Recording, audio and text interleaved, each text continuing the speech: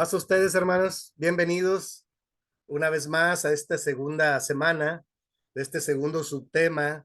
Desde el día lunes empezamos a trabajar el tema de una espiritualidad genuina, yo le llamo, aunque el término correcto es una espiritualidad cristiana, como tratando de precisar que nuestros criterios, nuestros valores sobre el tema de espiritualidad y de santidad tiene que ver con el modelo cristiano, porque hay muchos enfoques, ya se dieron cuenta que hay muchos enfoques sobre espiritualidad, hay muchas mezclas, ¿no?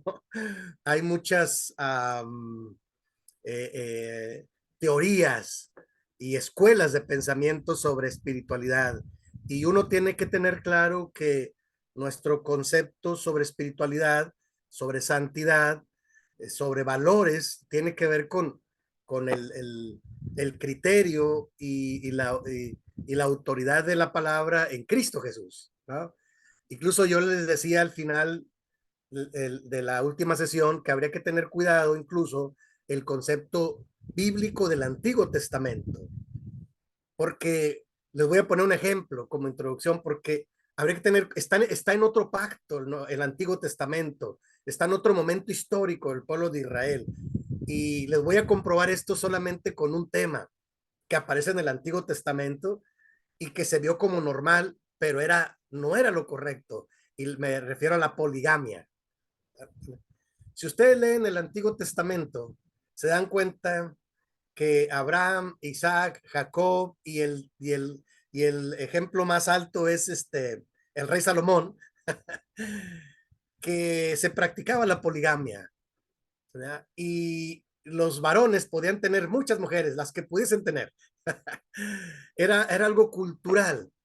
Y yo siempre me pregunté, ¿y de dónde sacaron eso si en el Génesis no está eso?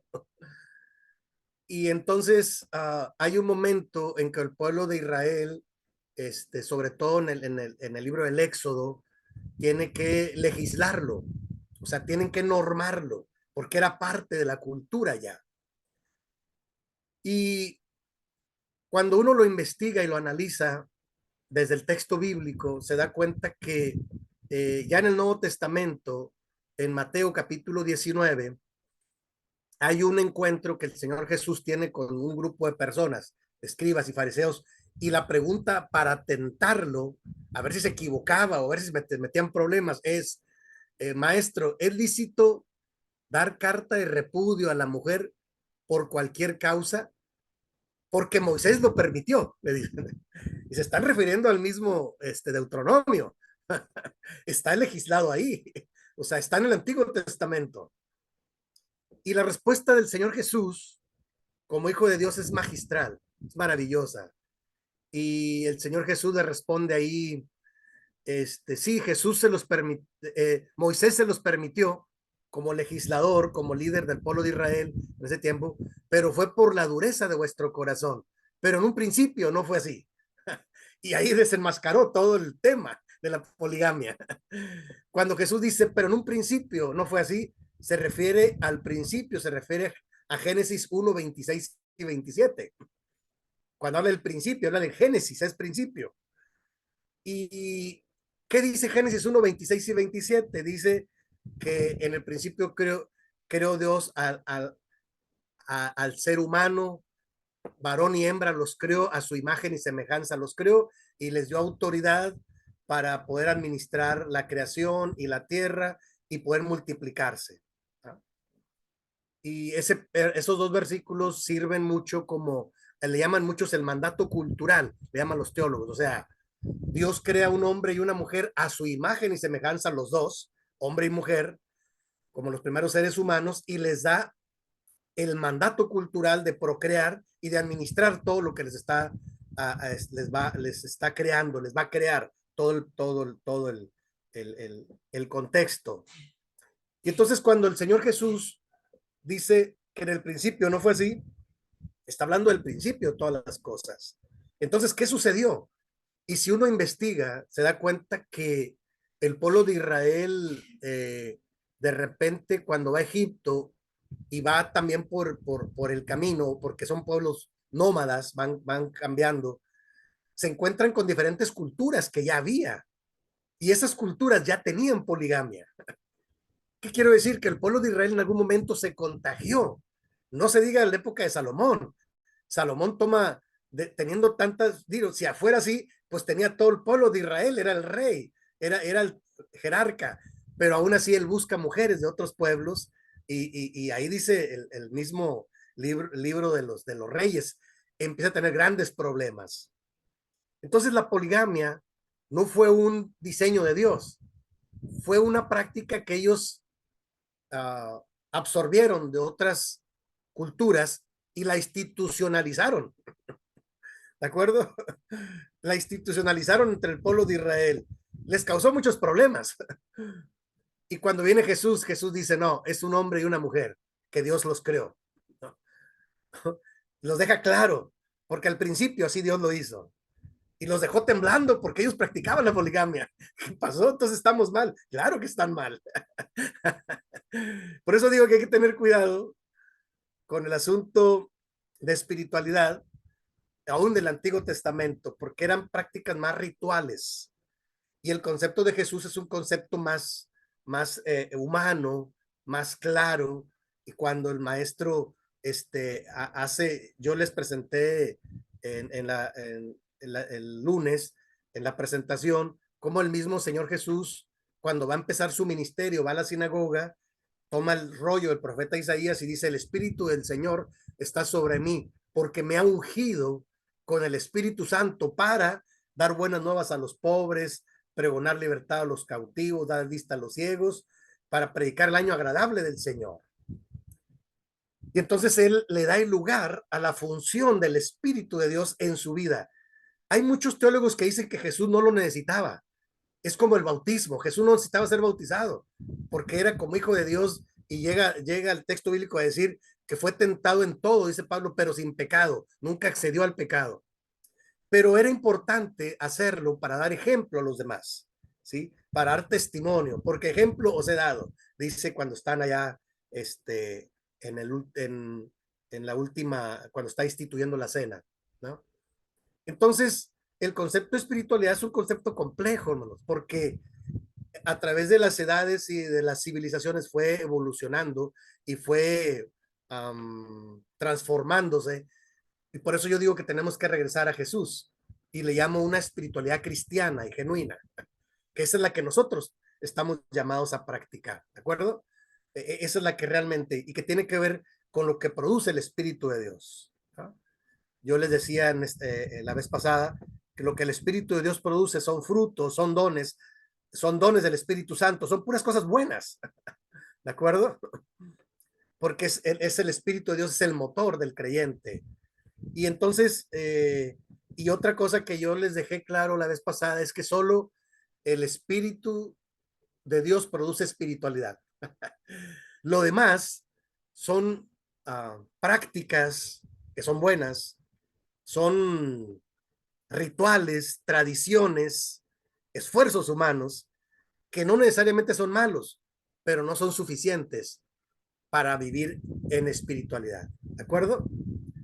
Entonces, es un concepto un poco revolucionario el que yo manejo. De hecho, déjenme les digo que he batallado mucho con algunos hermanos. Hace algunos años, cuando yo empezaba a predicar esto, era yo pastor en Baja California y me encontré con un hermano que era de Guerrero.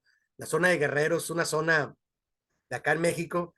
Era un tipo rudo, con una Biblia muy grande, pero un tipo rudo, sí, de esos de campo, ¿no? Y me dice él, en la iglesia, el hermano, ya duerme en el Señor. Murió él en San Diego, California, por allá estuvo los últimos años, pero me dice él, oiga, pastor, me dice, si en el Antiguo Testamento los hombres de Dios pudieron tener varias mujeres, ¿por qué nosotros no? Me dijo así, con toda su arrogancia.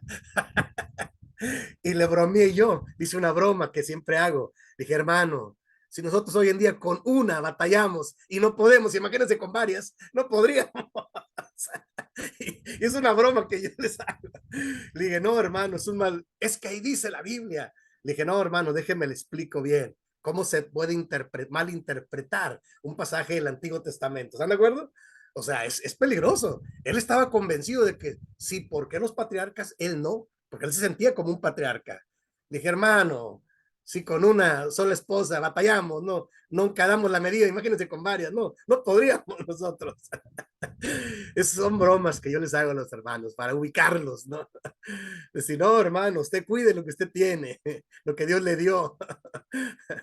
Y ya le hice toda esta reflexión bíblica y al final me dijo, bueno, pues usted dice eso. Le digo, no, eso dice el texto bíblico, bien interpretándolo. Y le platiqué todo, tiene tiempo, y le hice toda la reflexión. Bueno, dice, pues puede ser. Le dije, hermano, por un lado, ilegalmente también, le digo, recuerde que en los países civilizados la poligamia está prohibida. Si nos vamos a la parte legal, diríamos, ¿no? Y bueno, está bien. No lo convencí del todo, pero le hice mi reflexión bíblica, ¿no? Y de ahí yo me di cuenta que es mucho más grande que eso. Tiene que ver con un concepto más amplio sobre la espiritualidad, sobre cómo buscar la santidad. ¿De acuerdo, hermanos? Y entonces hay que profundizar en cómo solucionarlo de fondo. Por eso yo hoy les voy a compartir un archivo que he trabajado por algunos años y quizás en algún momento lo pueda yo presentar ante el concilio, porque me parece que es uno de los temas que en algunos países falta profundizar, y es el tema, yo le llamo teología del Espíritu Santo. ¿Qué es lo que dice la Biblia sobre el Espíritu Santo? No es lo que otros dicen, otros practican, no, lo que el texto bíblico dice. Entonces yo hice una síntesis de un estudio que nos sirve y está en armonía con lo que nosotros creemos como Iglesia de Dios, pero nos sirve para profundizar, porque me parece que en esta actitud de no profundizar en el tema del Espíritu Santo somos a veces muy superficiales y por eso no logramos rescatar la profundidad del tema, me parece a mí, ¿no? Me parece que es un tema medular en la Iglesia de Dios para poder resolver algunas cosas que se están poniendo normales, pero no son normales. ¿Están de acuerdo? O sea, a mí me preocupa mucho como pastor cuando veo una iglesia, por ejemplo, que se acostumbra a la murmuración. Y yo digo, oiga, hermanos, qué triste es eso, porque eso es un pecado de murmuración cuando alguien habla mal de otra persona, porque ya lo dejó vulnerable. Y en el criterio de Jesús dice, no necesitas matarlo, ya lo estás ofendiendo, lo estás dañando. Pero una de las bromas que yo hago para que no suene tan duro, digo, a veces parece que la murmuración se convirtió en un deporte en la iglesia. Y entonces lo ven como normal, se ve como normal. Y cuando yo me doy cuenta de eso, digo, hermanos, eso no está bien, no está bien. Porque a ninguno nos gustaría que alguien hable mal de nosotros y menos a espaldas de nosotros. Eso se llama murmuración. No está bien, no es del Espíritu de Dios. No, pero porque luego se convierte, hago la broma, se convierte en un deporte de que, a ver, ¿de quién vamos a hablar? No, espérame, eso está mal, eso no es correcto, porque eso demigra a la otra persona y la daña en su testimonio y la persona a veces ni se da cuenta. Entonces, yo he identificado muchos detalles en la iglesia hoy en día que se van haciendo normales, pero no son normales. Claro que no son correctos, que con el tiempo se van haciendo mm, normales, se van normalizando, pero no está bien, porque la ética del reino de Dios es diferente. ¿De acuerdo, hermanos? Y eso es muy importante para nosotros los cristianos y los pastores, tener cuidado de qué permitimos y qué no permitimos. ¿De acuerdo? Y más cuando alguien, nos damos cuenta que alguien está mal, menos acabarlo y juzgarlo y acabarlo tampoco, eso es bíblico.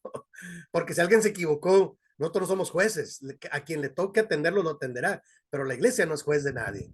La iglesia se convierte a veces en gente que cree que está juzgando a todos, pero no le gusta que lo juzguen a ella, ¿verdad? Entonces, hago esta reflexión de las cosas que yo observo en la iglesia actual, la iglesia moderna, diríamos, y algunas no me gustan como pastor, y no digo de una sola iglesia, digo que se da en muchos lugares. Por eso, cuando hice la introducción, me acuerdo la primera semana, hablé yo de los diferentes subtemas y estaba conectado uno de los pastores, y le dije, pero eso sucede en México, no sé si allá. Y él dice, hermano, pues se dan todos los lugares, claro que sí, porque le dije, sí entiendo que se dan muchos lugares porque somos seres humanos y nuestra parte humana aflora, nuestro viejo hombre, como dice Pablo. Pero se trata de que nosotros queremos estar creciendo en Cristo y tocar los temas importantes que nos competen hacer. ¿De acuerdo, hermanos? Entonces voy a iniciar, voy a compartirles pantalla.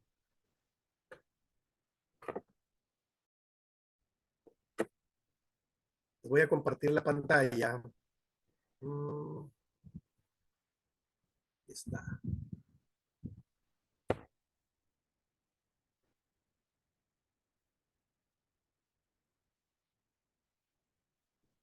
está.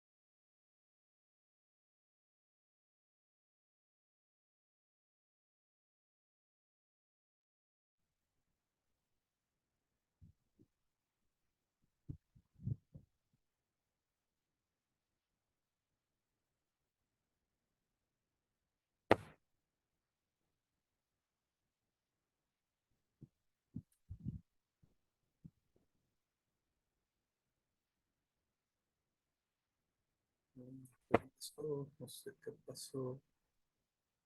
¿Sí me escuchan, hermanos? Sí, sí. Ah, ok. Ahorita ya, pero se fue un poco la señal. Sí, ¿verdad?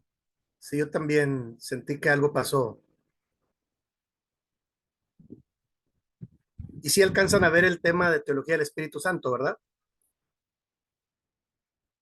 No, no se está No, compartiendo nada. No, no se ve. Okay. No sé qué pasaría.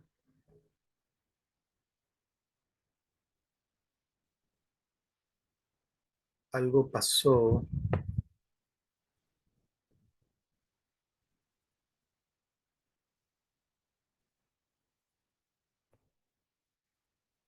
Okay. Déjenme intento volver a compartir pantalla.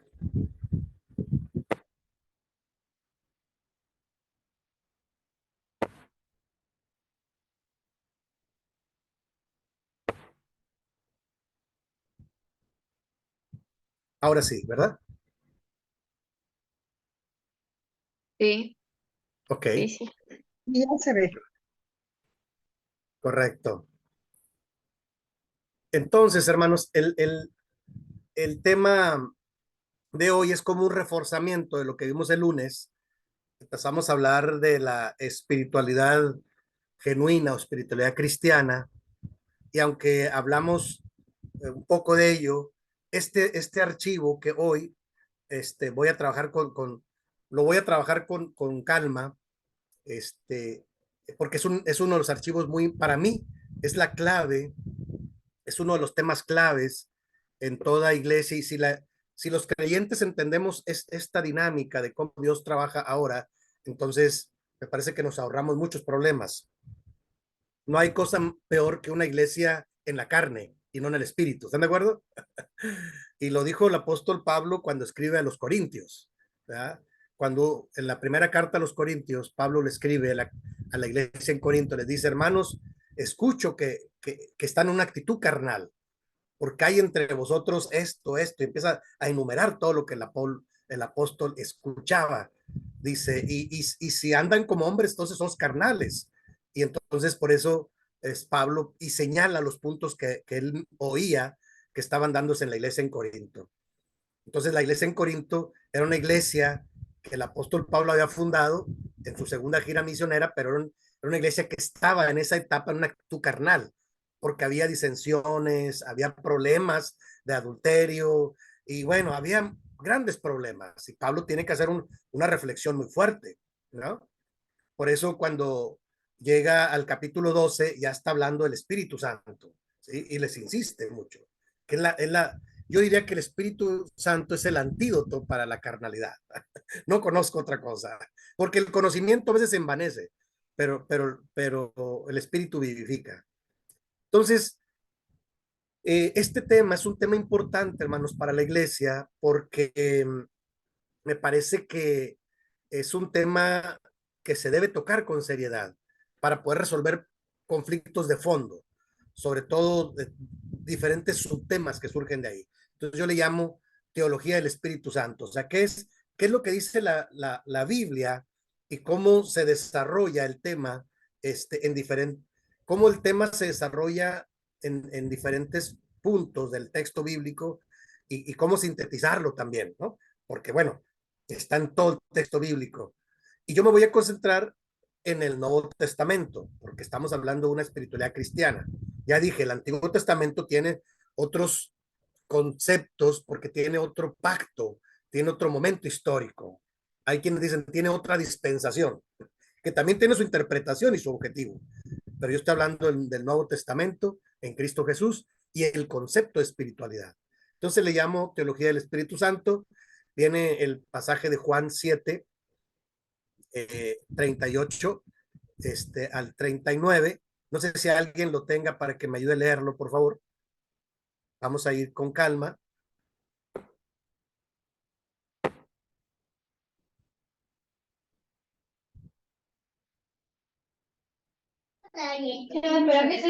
Tengo primera de Juan. Adelante, por favor. ¿Sí?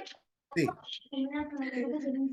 38, 39. Sí. El que cree en mí como dice la Escritura, de su interior correrán ríos de agua viva.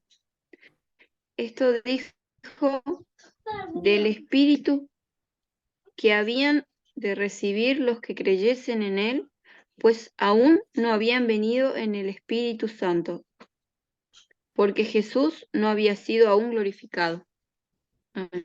Amén. Gracias. Gracias. Esto apenas es la promesa, ¿no? Es que el Señor Jesús les hace a sus discípulos. Saben que todos sabemos que en el proyecto de Dios en Cristo Jesús es que el Señor llama a 12 para que anden con él, ¿sí? Como dice Juan, como dice Marcos 3:13, Jesús llamó a los que él quiso para que estuviesen con él y luego para enviarlos a predicar y luego les dio autoridad, ¿sí? Para que hicieran la obra de Dios. Y en estos, se dice que Jesús anduvo con ellos aproximadamente 3 años, con los discípulos, los trajo discipulando, por eso ahí viene el concepto. Los discípulos fueron discipulados, fueron encausados en un proceso de crecimiento de 3 años, mínimo, ¿verdad? O aproximadamente. Pero en este lapso, hermanos, cuando el Señor Jesús se encuentra a los discípulos, no los encuentra ya maduros, no los encuentra, diría yo, ya pulidos, ¿no? Los encuentra rústicos, por así decirlo, ¿no? Los encuentra que vienen del mundo, de diferentes situaciones, diferentes experiencias de conversión, diferente llamado. Entonces el maestro batalló con ellos esos 3 años. Y lo que el Nuevo Testamento dice que especialmente con el apóstol Pedro, porque el apóstol Pedro era un hombre cuestionador, ¿están de acuerdo? Pues es de quien más se escribe, ¿no? Pero el maestro también batalló con Judas, por ejemplo, que dice el texto que le gustaba la bolsa del dinero, ¿no? Y el maestro sabía que era el que lo iba a entregar. Fíjese qué madurez del maestro. El maestro sabía que era el hijo de perdición y aún así lo trató siempre bien, ¿no? Entonces, el maestro Jesucristo, cuando anduvo predicando lo que llaman los evangelios, lo que narran, anduvo con ellos, diría yo, batallando con el carácter de ellos. Sí, algunas veces dudaban, Y por eso les dijo en ocasiones, hombres de poca fe, ¿por qué? Le dijo a Pedro, ¿por qué dudaste? Y hay un momento en que el maestro va caminando y dice que eh, se da la vuelta y le dice, si alguien quiere venir en pos de mí, tiene que aprender a negarse a sí mismo, tomar su cruz cada día y seguirme. Y dice el evangelio que entonces algunos se regresaron. O sea, porque el maestro les advirtió que no iba a ser tan sencillo, que iba a haber una etapa de sacrificio, no todo iba a ser victoria. ¿Qué quiero ilustrar con esto? Que estos 3 años el Señor Jesús anduvo batallando, trabajando, experimentando con el carácter y la forma de estos 12 discípulos mínimo. Había muchos otros más que se juntaban alrededor, ¿no? Por eso es que él en algún momento les da esta promesa. El que cree en mí, como dice la escritura, de su interior correrán ríos de agua viva. Y dice el versículo 39, esto decía sobre el Espíritu Santo, porque todavía no se había cumplido la promesa del Espíritu Santo, porque Jesús todavía no había sido glorificado, no había pasado por el martirio y menos por la resurrección. Hasta después de eso fue cuando en Hechos 2 viene ya la promesa del Espíritu Santo, ¿de acuerdo? Pero el maestro se los anunció de diferente manera, ¿no? Sobre todo en el Evangelio de Juan, en el capítulo 7, en el capítulo 14 y el capítulo 16. Ya les habla con mucha precisión de lo que el Espíritu iba a producir en ellos, ¿de acuerdo? Y como para que entendieran que lo bueno venía de Dios. Por eso dice, todo perfecto y toda buena dádiva proceden de arriba, del Padre, para nosotros los creyentes. Entonces, eso es muy importante para entender cómo Dios va a trabajar con los creyentes, ¿de acuerdo? Así como trabajó con los discípulos. Vamos a avanzar en el tema. Este material yo se los voy a enviar terminando para que el hermano Abraham lo suba a la plataforma y lo puedan seguir revisando, no se preocupen. El primer subtema de esta teología del Espíritu Santo es la seguridad de tener el Espíritu Santo. Hermanos, hay diferentes teorías sobre el Espíritu Santo. Hay quien piensa que el Espíritu es algo que tienes y luego no tienes. Hay quien piensa que el Espíritu se va y luego regresa. Por ejemplo, yo alguna vez visité una iglesia pentecostés hace años y de hecho me enviaron del seminario a hacer un estudio a diferentes iglesias carismáticas. Y yo, como sabían que yo era muy aventado, yo era ¿cómo les diré? Muy dispuesto. Le dije, sí, hermano, yo voy. Nadie quería entrar a esa iglesia porque era una iglesia carismática donde en el culto había un momento en que la mayoría recibían el derramamiento del Espíritu Santo. ¿Y saben qué pasaba? La gente se ponía a temblar y a hablar en lenguas y algunos se espantaban. No, yo aguantaba, yo aguanté. Yo era estudiante del seminario, estoy hablando hace 35 años, ¿no?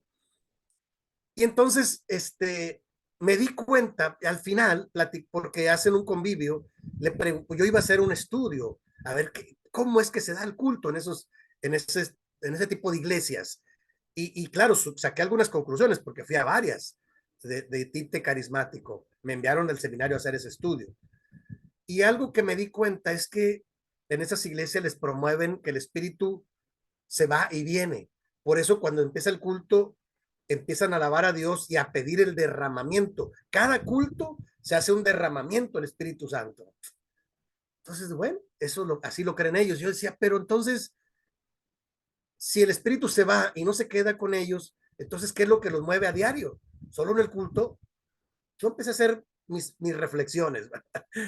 Y al final, déjenme les acabo del comentario, al final, después del estudio de varias iglesias, yo saqué mis conclusiones del movimiento carismático y me di cuenta de 2 o 3 cosas. Primero, los asuntos del Espíritu Santo nadie los puede controlar porque son del Espíritu de Dios. O sea, por eso a muchos les da miedo hablar del tema, ¿no? No, porque no lo puedes contener. El Espíritu, ¿quién lo puede contener? ¿No? De repente hay cosas que uno no entiende. Y ellos dicen, es que esto es de Dios. Bueno, si ellos dicen, es de Dios. Como el hablar en lenguas, por ejemplo, ¿no? Pero también me di cuenta que aunque un ser humano no puede contener lo que el Espíritu de Dios da, y están en el texto bíblico, ¿verdad? Como en Hechos 2, que aparecieron lenguas como de fuego, hablaban en otros idiomas, y bueno, de hecho, los discípulos dicen, parece que están ebrios, si es muy temprano. O sea, hay una manifestación como sobrenatural que no podemos entender, por un lado. Pero eso se aprovecha en estos movimientos para que, por otro lado, yo sí me di cuenta que en algunas iglesias hay un tipo de manipulación psicológica. Pues yo sigo siendo estudiante de psicología y ustedes lo saben. Y yo me di cuenta que se propicia una histeria colectiva. ¿Qué es una histeria colectiva? Es como cuando tú vas a un funeral y tú vas a un funeral y tú vas tranquilo, ¿verdad? Y ves que todos están llorando, ¿qué pasa? A ti también te dan ganas de llorar, porque hay un ambiente, y yo psicológicamente se llama una histeria colectiva, o sea, o la risa. Si tú vas a un lugar donde todos están riendo, ¿qué sucede? Porque son sentimientos. Pues te da risa a ti también, porque todos están riendo. Difícilmente te vas a poder quedar así impávido, así que dices, no, no me pasa nada a mí. Claro que no, te va a, de alguna manera, contagiar, por así decirlo, ¿no? Bueno, la histeria colectiva que yo me di cuenta que se trabaja en muchos movimientos carismáticos es que la música, el ambiente se está generando y claro, la enseñanza dice ahí donde ellos van que en algún momento del culto debe haber un derramamiento y parece que hay una explosión, ¿eh? Hasta el grupo de alabanza, ¡fum! Algo explota y entonces todos entienden de diferente manera cómo llega el espíritu y hacen diferentes ruidos, algunos oran, otros lloran, y llega a ser crítico, porque si no es una persona madura, te espantas, ¿no? Sales corriendo de ahí. De hecho, alguna vez éramos varios jóvenes de seminario, uno de ellos se le ocurrió llevar a su novia y la muchacha salió llorando, porque se espantó cuando vio todo eso. Ya después yo le expliqué, le dije, no, hija, no, no te preocupes, es algo que ellos entienden que es bueno, no es malo. Y es que me dio miedo, sí, sí, sí. Nosotros como iglesia no acostumbramos eso. Creo que hasta por eso le tenemos temor al movimiento carismático. Yo digo que son extremos a los que lo llevan. Bueno, todo este se mueve, o sea, hay iglesias carismáticas que cada culto enfoca en el tema del Espíritu Santo, todos los cultos. Y hay iglesias como las nuestras que difícilmente se toca el tema. Se da por hecho que ya lo tienes. Y pues quién sabe, ¿verdad? ¿Quién sabe? Hay quien confunde incluso que el Espíritu Santo es el conocimiento. Y claro que no. O sea, son dos cosas diferentes. Uno es que alguien sea muy inteligente y tenga mucho conocimiento y tenga capacidad de retención y se aprenda muchos pasajes bíblicos. Y otra cosa es que realmente es el Espíritu Santo. ¿Verdad? O sea, voy poniendo todos estos ejemplos para que vean que es complejo el tema y confuso en muchas ocasiones. Por eso el primer subtema es, ok, ¿cómo sabemos que una persona, un creyente, tiene el Espíritu Santo? La seguridad, ¿cómo podemos saber, tener la seguridad de tener el Espíritu Santo? Y tengo 3 puntos ahí que nos pueden servir para la reflexión bíblica. El punto número 1 es que fue prometido por el Señor Jesucristo para sus discípulos, como lo dije, en Juan capítulo 14, del 16 al 17, el verso 25 y el verso 26. ¿Alguien me puede ayudar a leerlo, hermanos, por favor, el pasaje?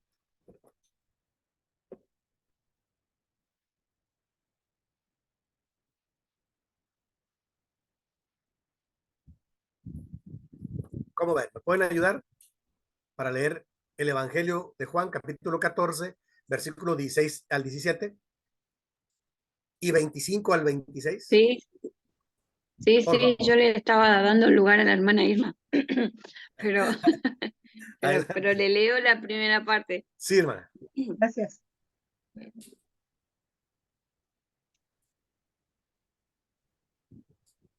14, versos 16 y 17. Sí, por favor. Y yo rogaré al Padre y os dará otro consolador para para que esté con vosotros para siempre.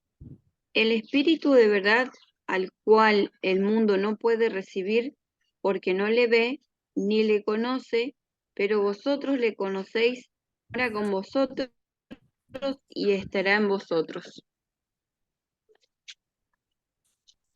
Verso 24. El que no me ama no guarda mis palabras y la palabra que habéis oído no es mía, sino del Padre que me envió. Os he dicho estas cosas estando con vosotros. Amén. ¿Y el 25, el 26? Perdón, me faltó el 26. Sí, Más el Espíritu Santo, a quien el Padre enviará en mi nombre, Él os enseñará todas las cosas y os recordará todo lo que yo os he dicho. Amén. Amén. Gracias, ahora sí.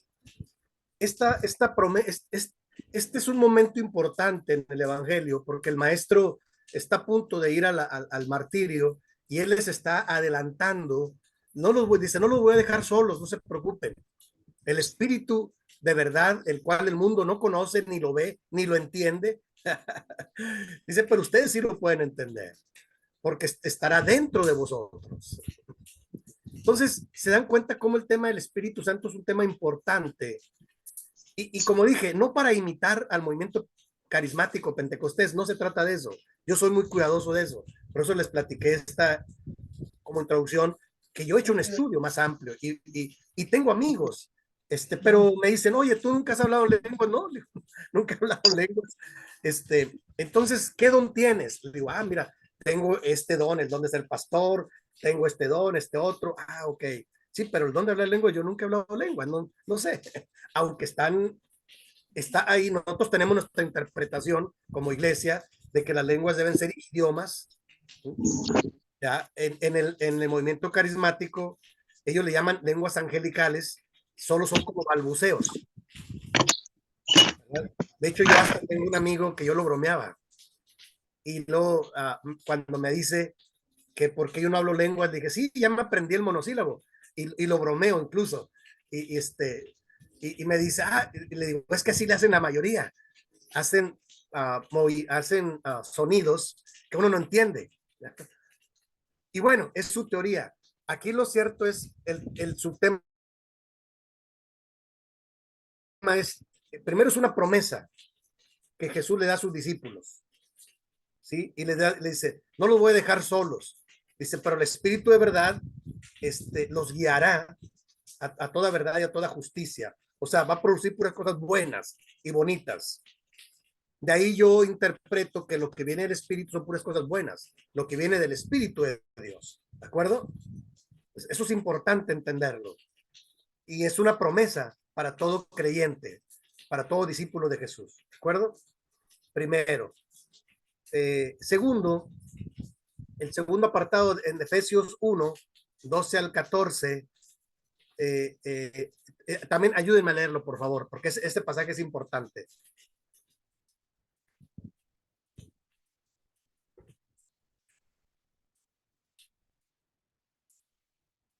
Efesios 1, del 12 al 14.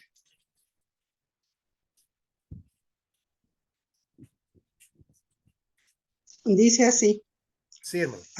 Que seamos para la alabanza de su gloria, nosotros los que primeramente esperábamos en Cristo.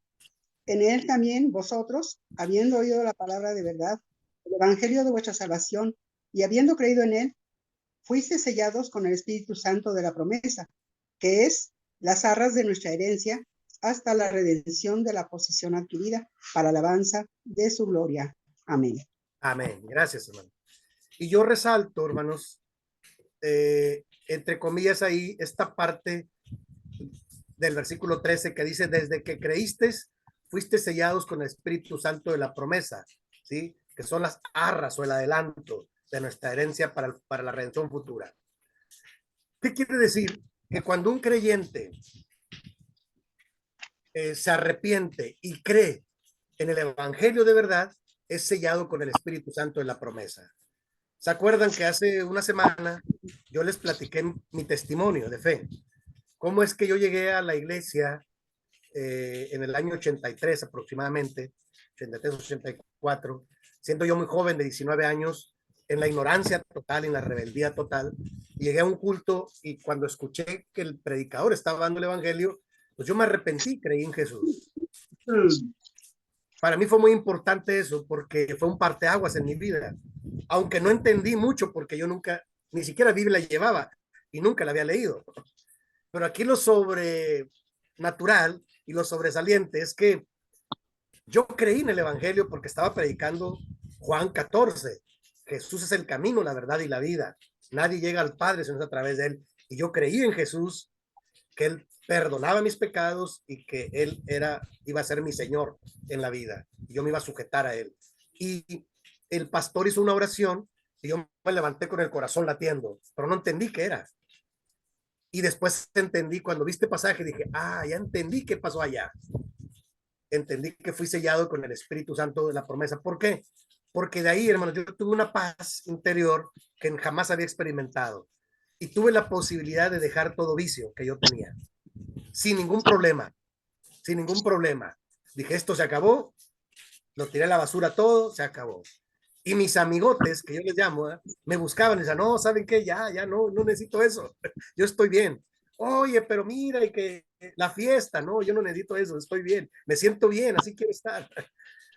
Y entonces, bendito Dios, yo lo sigo predicando, que desde ese momento, hermanos, hasta hoy en día, yo me he mantenido en Cristo, ¿de acuerdo? Hasta nunca, sí ha habido momentos tristes, sí ha habido momentos difíciles, sí ha habido momentos de prueba, pero nunca me he sentido así como abandonado, ni que no tenga fe, no, porque entiendo que fui sellado con el Espíritu Santo por la gracia de Dios. Y en el caso mío fue sin haber leído antes la Biblia, que fue maravilloso para mí, porque a lo mejor me hubiera prejuiciado con algunas cosas, ¿no? Los primeros sábados que yo asistí a la iglesia, yo veía muchos de los jóvenes que sabían mucho de Biblia, pero eran tremendos. ¿Qué me le digo? Más que yo. Yo dije, oye, ¿por qué saben mucho la Biblia y no cambian estos chavos? Porque son dos cosas diferentes. Entonces, por la gracia de Dios, hermanos, yo recibí desde la primera vez no solo el perdón de mis pecados, acepté a Cristo al conocer el Evangelio, la buena noticia, y fui sellado con el Espíritu Santo de la promesa. Para mí, hermanos, eso ha sido lo mejor que me ha pasado en la vida, porque me ha dado la capacidad y la motivación y el empuje para seguir adelante en cualquier circunstancia. Cualquier circunstancia. Y entiendo que es algo que viene de Dios, no es algo que yo tenga, es algo que viene de Dios, ajeno a mí. Y bueno, lo he experimentado a través de muchos años, en diferentes momentos. Entonces entiendo, en la imagen del sello es como cuando antes sellaban las cartas, cuando le pones un sello de pertenencia. Si le pones un sello es que ya le perteneces o te identificas con. Esa es la imagen. Fuiste sellado de que le perteneces al Señor, con el sello de pertenencia del Espíritu Santo. ¿Están de acuerdo? Entonces eso es muy importante. Entonces el Espíritu no es algo que se va y viene. Es algo que cuando tú creíste, fuiste sellado. Ahora, más adelante vamos a ver, el Espíritu se puede contristar, claro, cuando uno cae en pecado, uno hace algo malo. ¿Sí? O puedes estar no siendo lleno del Espíritu Santo, sino a medias también, en un descuido de la vida. Claro, llegó un momento en que yo entendí, lo vamos a ver más adelante, que para que yo me mantuviera en Cristo, yo tenía que estar buscando ser lleno del Espíritu Santo y al final yo les voy a presentar la clave de cómo mantenerse ahí. Porque eso es importante. ¿Cuántas gentes no vemos en la iglesia que llegan, están un tiempo y luego se van? Y creo, yo no creo que sean malas personas. Yo lo que creo es que se confunden. Lo que creo es que a veces les falta ayuda y orientación, porque no todos tienen la lucidez o no sé, el ánimo, la disposición de mantenerse en Cristo, porque hay cosas que te afectan. La iglesia, claro.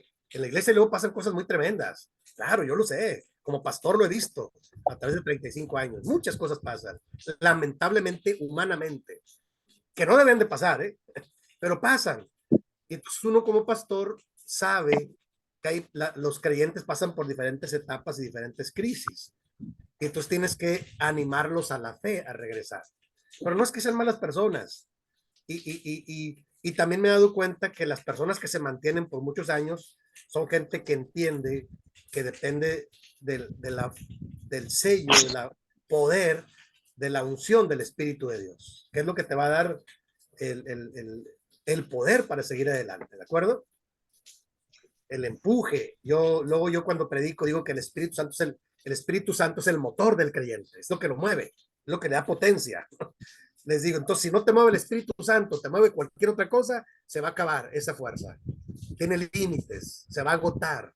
Pero cuando te mueve el Espíritu de Dios, digo, si hay etapas, como dije, diferentes, no quiere decir que siempre estés arriba, siempre estés en victoria, ¿no? Habrá momentos de meditación, habrá momentos de crisis. Hoy en día hay momentos de desierto, que es como si fueras caminando por el desierto, pero no te alejas de Dios, o sea, te mantienes en Cristo, ¿de acuerdo?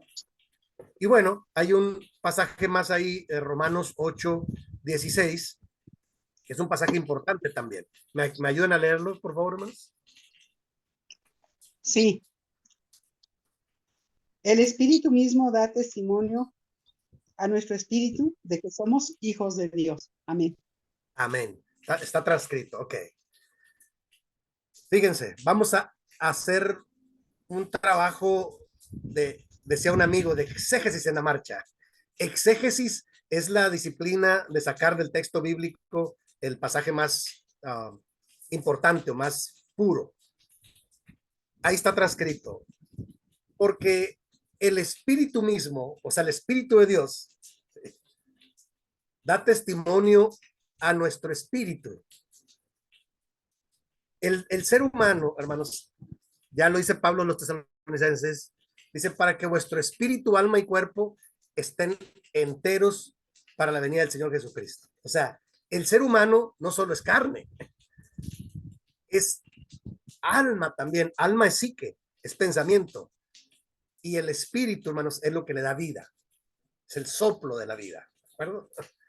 Dice allá el justo Job, allá en su libro, dice que cuando el hombre muere, dice que el espíritu vuelve a Dios que lo dio. ¿Sí? Es el soplo de vida. ¿Sí?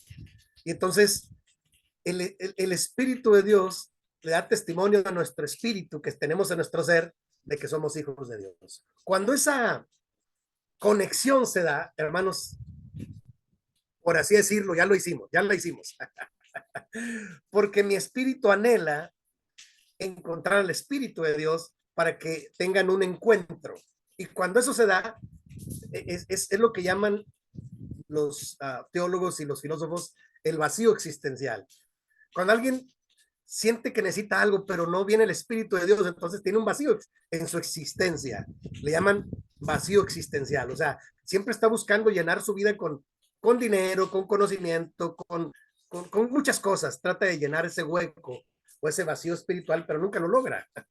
Le llaman el vacío existencial, que le da razón a su existencia. Bueno, aquí Pablo a los Romanos es muy claro cuando dice, porque el Espíritu mismo, está hablando del Espíritu Santo, el Espíritu de Dios, le da testimonio a nuestro espíritu como persona, porque yo soy espíritu, alma y cuerpo, por así decirlo, integralmente, juntos, le da testimonio de que somos hijos de Dios.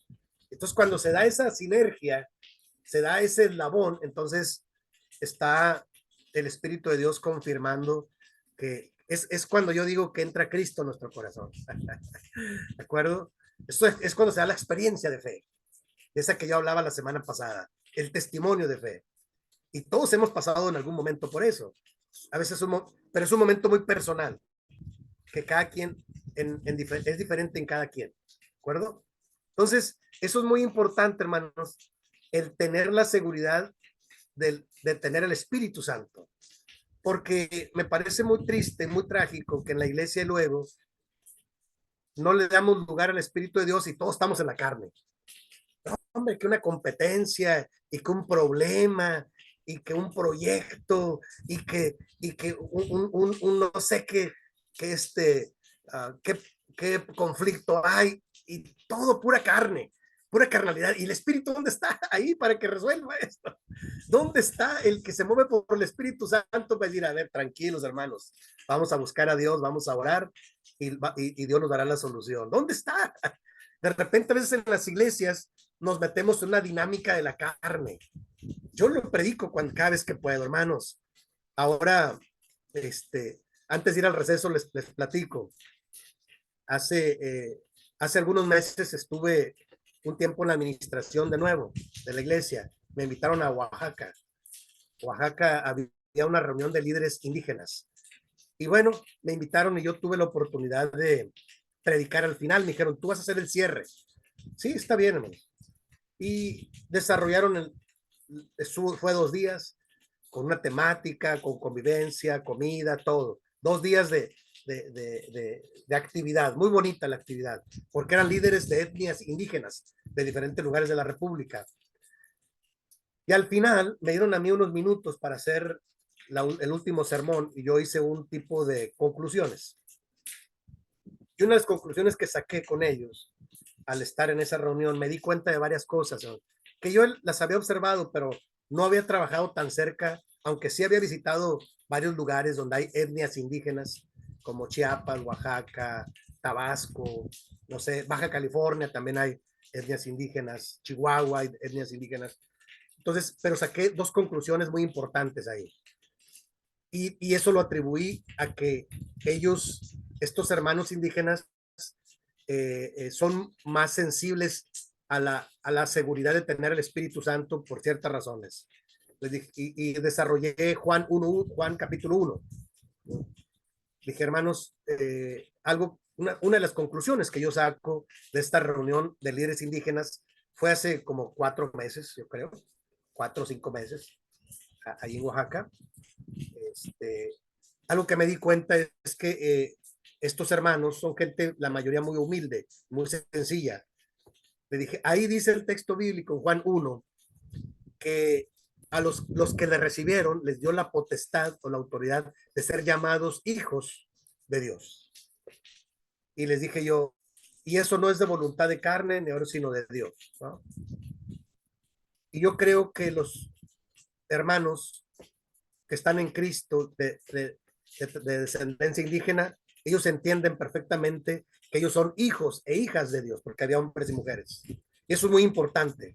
Vamos, ellos no necesitan títulos ni puestos como nosotros, decía yo, porque andábamos un grupo de la administración. Venía el concilio y les decía, nosotros a veces estamos más preocupados por qué puesto, qué título vamos a tener, pero ellos tienen un título y es el título de ser llamados hijos e hijas de Dios porque han creído en Jesús. Ese es el mayor título que podemos tener, es ser llamados hijos de Dios. No necesitan otro puesto ni otro título, es suficiente. Y yo aprendí eso con ellos. Por eso ahora, que no tengo ningún puesto, ningún título de administración, le dije, no tengo el título de ser hijo de Dios, es suficiente para mí. Y respaldar ese título es importante. Sí, porque hay quien tiene, pues, título de ejecutivo, de sobrevedor, director nacional. Pues me gustaría que lo respaldara con su vida. Ahí sí le creo. No, los títulos nominales, pues, son temporales. Pero el título, la potestad de ser llamado hijo de Dios es un título que Dios le da a sus hijos. Entonces, eso aprendí y los prediqué y ellos dijeron amén. Y el segundo, hermanos, la enseñanza que yo recibí con ellos, con estos hermanos de etnias indígenas, fue que son gente aparentemente muy humilde porque viven como en el campo.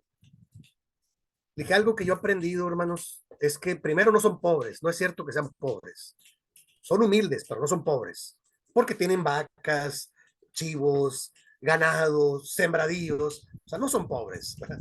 Pero aquí lo importante que yo aprendí es que ellos no necesitan sentir que tienen mucho dinero para hacer la obra de Dios. Vamos, no necesitan grandes presupuestos. Ellos lo hacen con lo que tienen. Y les digo les digo una cosa, hermanos. Esas iglesias acá en México son las iglesias que más crecen, sobre todo en el estado de Chiapas y de Oaxaca. En el dato que yo tengo de hace muchos años, porque conocí al pastor que formó en San Cristóbal de las Casas, hay una colonia que se llama La Hormiga. El ministro Virgilio Pérez, que ya duerme en el Señor, él empezó ese proyecto. La iglesia de La Hormiga es una iglesia perseguida, que años atrás, con un problema que hubo social, tuvieron que refugiarse ahí. Bueno, en medio de toda la tragedia, ellos se reúnen ahí y es la iglesia más grande, la iglesia de Dios más grande en México. Tienen 800 miembros que se reúnen cada sábado. Nunca los hemos podido tener nosotros acá en Monterrey, ni en Cuernavaca, ni en el Distrito Federal, no sé si en Argentina, supongo que tampoco. Es una iglesia de 800 miembros y siguen creciendo. Yo una vez fui a inaugurar una misión porque ya no cabían. Inauguré una misión y luego otra misión. De ahí surgen misiones. Pero los 800 miembros aproximadamente ahí están cada sábado. Tienen otra cultura, pero me dio mucho gusto saber que nunca dejan de crecer y no dependen si tienen presupuesto económico o no. No necesitan grandes presupuestos. Ellos desde su humildad comparten lo que tienen y Dios los bendice. Y eso solo lo puede mover el Espíritu Santo. Por eso yo creo que nuestras iglesias, a veces lo que necesitamos es que nos mueva el Espíritu de Dios y no el dinero, ni los títulos, ni los puestos. No es sermón, hermanos. Es una afirmación. Entonces, de ahí que debemos tener la seguridad de tener el Espíritu Santo y no tener ambigüedad. De que digan, hermanos, ¿y qué tiene que ver esto con el Espíritu, que el Espíritu de Dios? Movámonos por el Espíritu de Dios y no por la carne. A veces alguien tiene que tener la congruencia para invitar a los creyentes a que busquemos la ética del reino de Dios y nos guiemos por el Espíritu de Dios más que por la carne. Porque cuando una iglesia se mueve más por la carne, suceden grandes tragedias, lamentablemente. Entonces, pero para que los hermanos tengan la seguridad del Espíritu Santo, hay que predicar estas tres cosas. Estaba prometido por el Señor Jesucristo para sus discípulos. Cuando alguien cree en el Evangelio de verdad, es sellado con el Espíritu Santo. Y tercero, cuando el Espíritu de Dios da testimonio a nuestro espíritu, es que somos hijos e hijas de Dios. ¿De acuerdo, hermanos? Es un tema importante. Entonces, vamos a ir al receso, porque si no, todavía falta la presentación. Si apenas llevamos 2 filminas, son 5, faltan 3 filminas también muy importantes, sobre todo la última. Para mí es la clave de cómo mantenerse en el Espíritu de Dios y no en la carne, porque quien se mantiene en la carne, aunque sea muy conocedor de la Biblia y aunque tenga un gran título, puede cometer barbaridades. Déjenme le digo. ¿Cómo ven, hermanos? ¿Vamos bien? ¿Ahorita? Sí, está muy bien. Bueno, quiero invitarlos a hacer el receso. ¿Sí? Estamos en el tiempo, 10 minutos, y regresamos para la segunda parte del tema Teología del Espíritu Santo. Y al final les voy a mandar el archivo para que lo puedan tener también y lo puedan revisar con calma. ¿De acuerdo? Muchas gracias. Sí, hermano. Dios los bendiga. Buenísimo, Vamos al muchas gracias. receso y regresamos en 10 minutos, por favor.